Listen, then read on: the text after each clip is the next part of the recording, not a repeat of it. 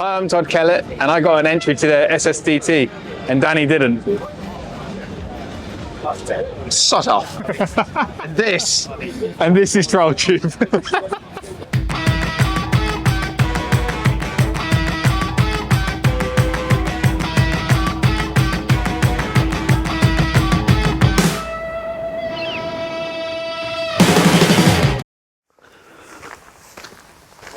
Alright, it hasn't been a long time, but I've had another gasser. Now, the reason why I've had another gasser is because I got used to the last gasser, started to like it, didn't have enough time on it really, if I'm honest, and I got the chance to have a 2025 bike super early. So here we are. TXT GP 300 2025 model, and in this review I am going to be bluntly honest about what happened with my 2024 bike, the people that helped me solve the problems. I like things right, end of, and the people that didn't. But let's have a quick run through what I've done to this bike already, because it ain't standard.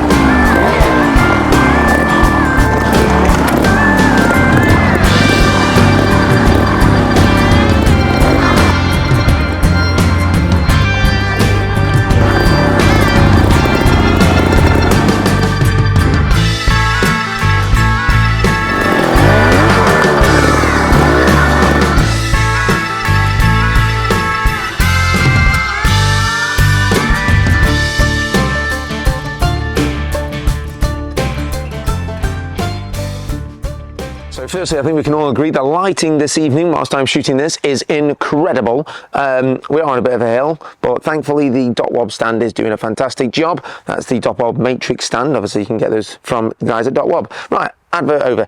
Now, as soon as I got this bike, I was, shall we say, obsessed with making sure that it rode like the last one. A huge shout out goes out to the guys at JSM, that's John Shirt Motorcycles, for setting this bike up for me, because not only do I run different gearing, I also run a different shock spring. We had to set up the front forks for me as well, because I like my forks to be quite hard. I haven't put the heavier spring in, by the way, they're just set up to be quite hard. We've also fitted an enormous amount of titanium to this bike already, because the bolts came straight out of my last bike, which did have every single nut and bolt, including the head bolts, engine mount bolts, even the little bolts that hold on things like the chain guard and the disc guard and things like that are all in titanium. Thankfully, obviously that again is thanks to the guys over at DotWob.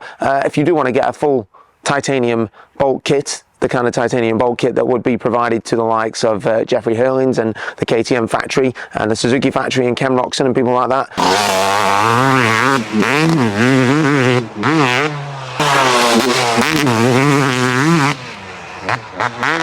If you want good titanium in your bike, you do not go anywhere else. That is it. It's not an advert, it's not even a suggestion, it's a fact.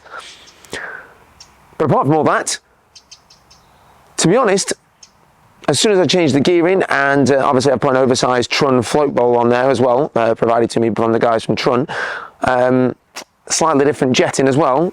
Oh, these are my practice wheels. But the bike really is pretty standard. I've changed some little bits, like added some S3 bling on there, but the GasGas GP is already littered in goodies.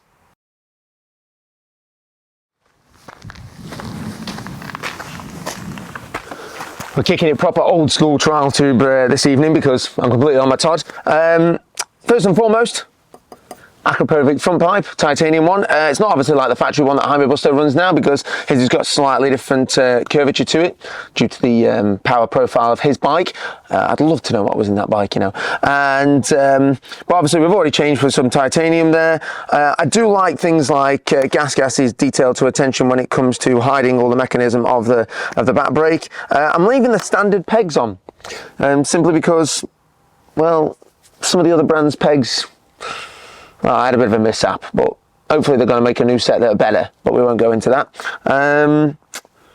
Yeah, so standard pegs. I do feel like these pegs need to be sharper because they do wear, well, they're sharp for about 20 minutes, and then after that they don't feel as grippy. And I can tell you that because I ran them on the last bike and they could do with being sharper. GasGas Sherco's pegs, by the way, and Scorpa's pegs are super sharp. They are made of bubble gum, but they're very sharp.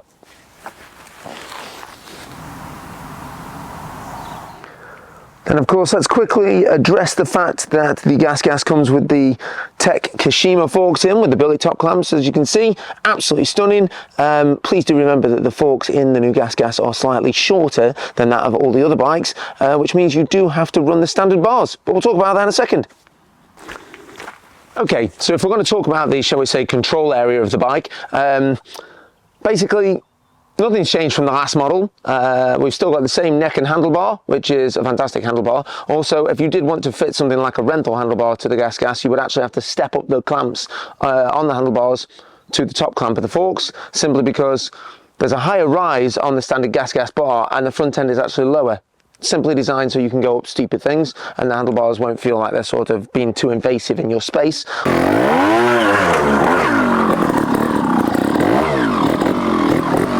That's according to what GasGas said when I was in Spain, so I'm just regurgitating what they said.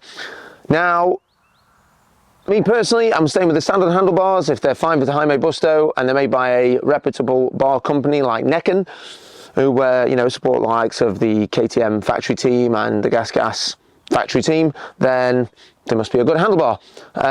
I've dressed up some of the areas like the levers and such like that, simply because, well, I like it. I'm a bit of a tart in that way. So I put some S3 CNC billet top clamp, oh, I'm being attacked by a wasp.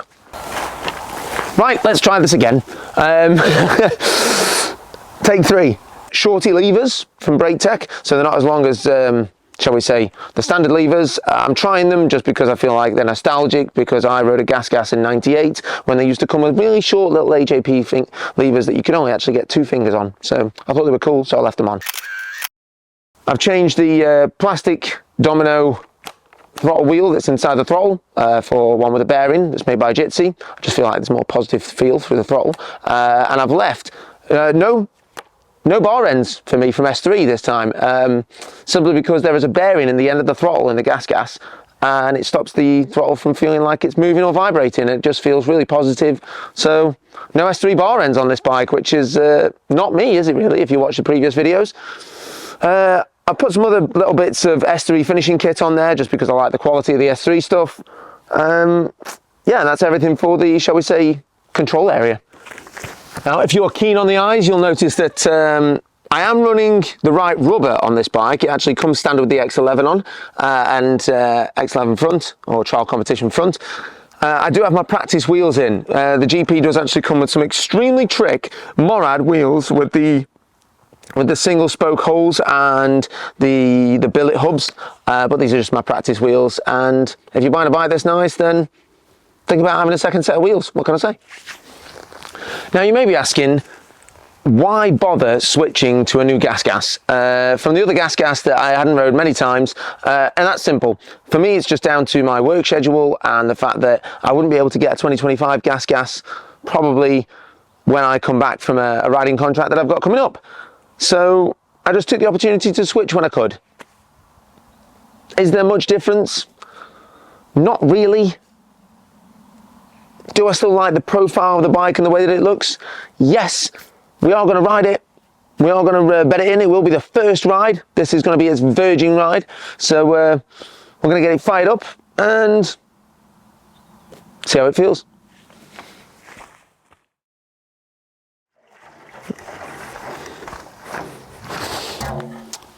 I've always liked the fuel cap for the tank for the GasGas. Just so you know, the 2024 and 2023 bikes did have a few little problems with this. Little problem where the tank decided to react with, shall we say, poor quality fuel here in the UK. So if you are going to put fuel on your bike, make sure it's the good stuff, like V-Power, something like that.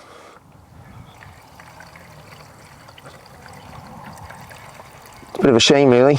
This bike still had some of the Spanish fuel in. When I started it up at home, it sounded incredible. Just so you know, that never happens. Usually, when I'm filling up a GasGas, the fuel goes everywhere. Beautiful. Right, this part is for people who struggle to start a bike. Turn your fuel on, put the choke on. It was running earlier on, but there we go, a little bit of choke. GasGas still having that awesome little, shall we say, extra lip on the end of the kickstart, so your boot doesn't go flying and you lose your foot. Whoop. There we go. Then you engage the idle gear. There it is. And in a sharp whip-like motion, stab for the peg. When she's fired up, knock the choke off.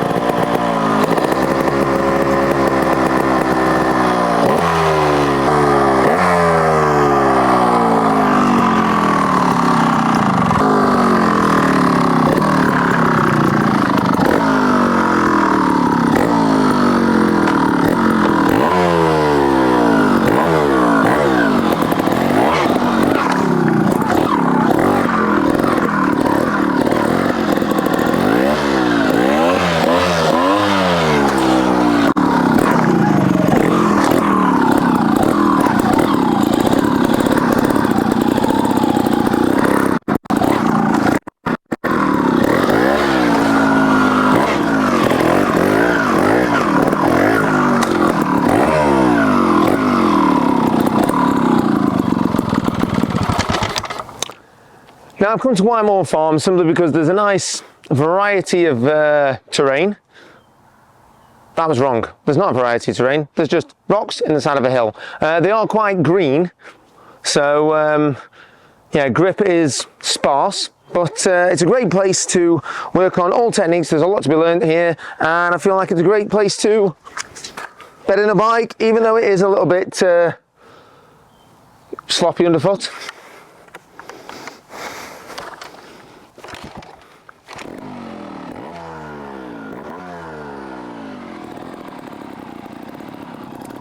Now for this next part, I actually thought it would be a good idea to add a bit of a voiceover, because usually I'd ride a section and of course give you how the bike feels, etc, etc.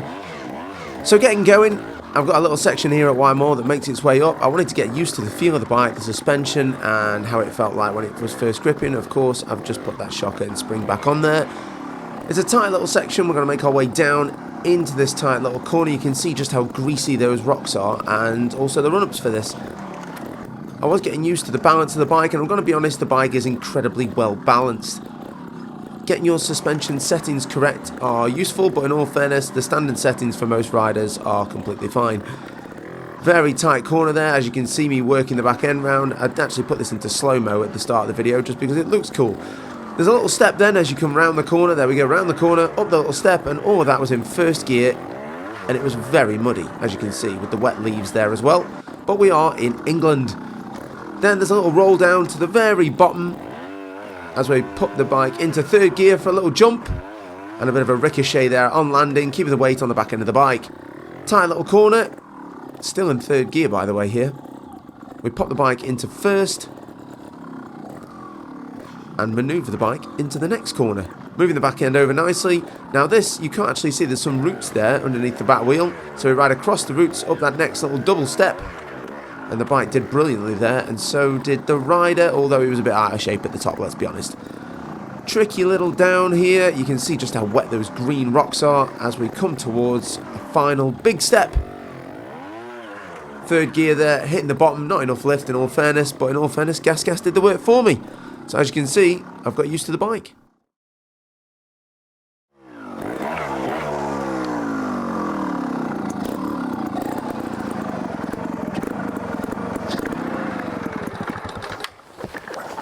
Okay, we've done some riding and now it's time to discuss 3 good things and 3 bad things about your GasGas TXT GP 300 GP 300 GP TXT, whatever. Good thing number 1, it's got to be all about looks. I can wholeheartedly say that this bike is a stunner. It looks good out of the box, it looks good when you've rode it for a while, it looks good in general. I'm definitely going to say the influx of the KTM artistry and the way that the decals are shown this year and the styling and everything about it is finessed. Good job, GasGas. Good thing number 1, she's a looker. Good thing number 2 goes to items like the Acropovic fun pipe, knowing that it's nice to have, shall we say, mainstream motorcycle brands getting involved with the likes of GasGas and Trials brands to tune up our bikes. So I guess that's just a nice thing to have, and I think they've done a good job with that partnership there. And let's be honest, who doesn't love titanium? Now, there's a few more good things that I want to address. Things like obviously the inbound tensioners on the back wheel, although snail cams are a bit dated and TRS win there. The airbox is fantastic to the point where it's almost as good as the Vertigo, because the Vertigo is insanely good. But yeah, you don't have to change the air filter that often and it keeps it dry and clean pretty well. So nice one there. Obviously the floppy mudguard, this is way more than 3 good things.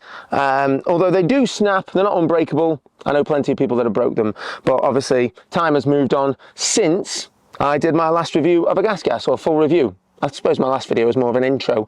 The pegs are wide, but we'll talk about them later. And I just like the way that GasGas have been able to tuck everything in and, shall we say, make it look sleek. So, yeah, again, if it comes down to the looks, she's good looking.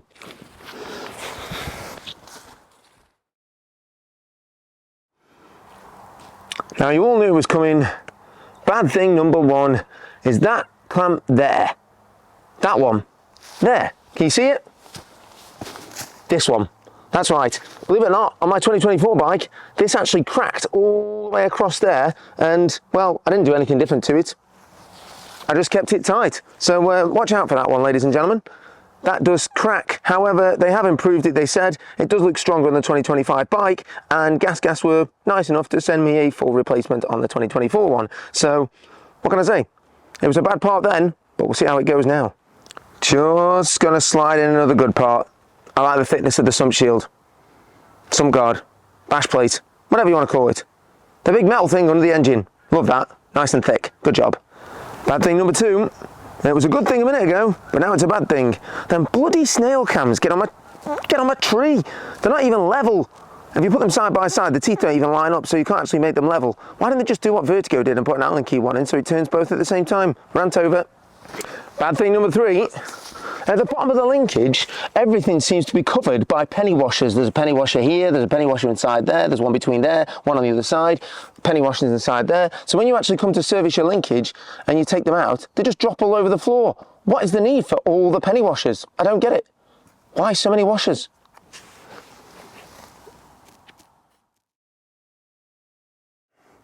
But, all in all, I've got to be honest, if it came to like a out of 10 rating, this bike is a solid 9.5 3/4, maybe even 9.9, maybe more. I don't know, I do like it.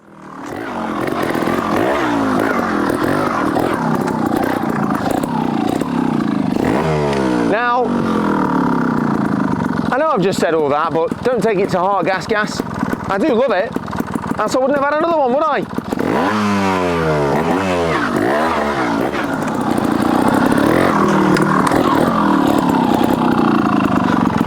Almost fell over 3 times there. Now, as always, thank you for watching Trialtube. Please like, share and subscribe. I know I've been away for a while, but what can I say? People have got jobs to do and I've got one of them. So,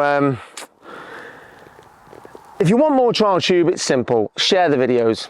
What can I say? If you share the videos, it really helps us out. It helps us on the channel, it helps us get out there. And we wouldn't be here without you, the subscribers, the fans, the people in trials.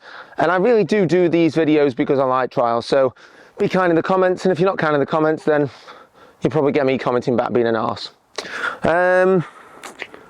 We do have some more reviews coming up. We have the 315 build at last. But I actually started filming the video with Ben and I don't like some of the shots, so we're going to reshoot them. We have got a beta versus GasGas video. We have got the new Vertigo RS2 video coming up, and another one that's electric with a gearbox. So I'll let you guess in the comments which one that is. It was nice of Fuji to lend us that bike.